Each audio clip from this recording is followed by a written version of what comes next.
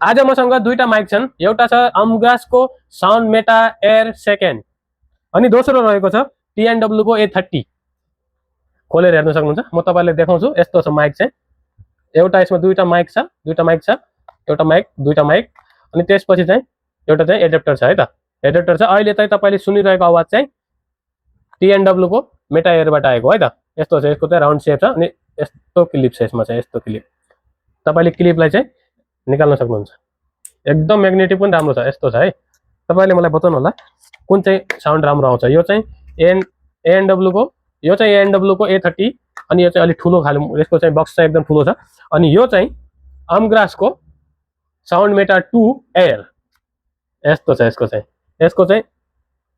यसमा चाहिँ म तपाईँलाई देखाउँछु। यसको चाहिँ एडिटर यति सानो छ, माइकहरू पनि अलि लामो खाली छ।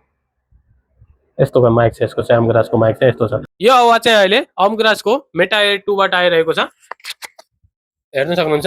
यसमा चाहिँ नोइज डिटेक्सन अलरेडी अन छ, अटोमेटिक अन हुन्छ। अनि यसमा चाहिँ तपाईहरुले एउटा फिचर चाहिँ त्यो भन्दा बढी छ, त्यो म देखाउँछु। यसलाई डबल क्लिक गर्नुभयो भने चाहिँ अब सुन्नुहोस् आवाज कस्तो आइरहेको छ। एकदमै तपाईको कारकै स्टाइलको आइरहेको छ हैन। मैले चाहिँ यसलाई चाहिँ बन्द गरिदिन्छु।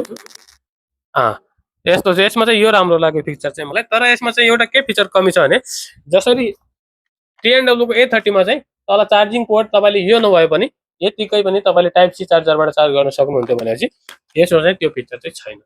तपाईलाई यो बक्स नै चाहिन्छ। तर बक्स चाहिँ अलि सानै हुनाले तपाईले जहाँ लाग्दा पनि के फरक पर्दैन, खल्टीमा हालेर लाग्दा पनि हुन्छ।